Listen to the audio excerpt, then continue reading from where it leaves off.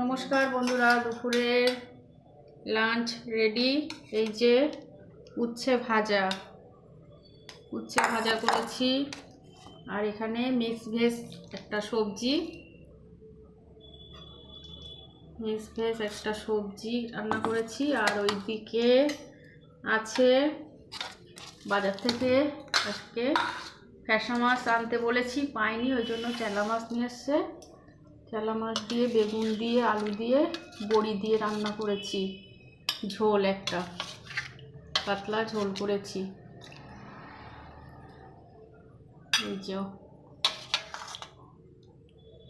আর কি, ছেলে বলছে মাছ খাবে না। দেখো বন্ধুরা, এত কষ্ট করে রান্না করলাম আর ও বলছে মাছ খাবে না। চেলা মাছ কেউ খায় না কি?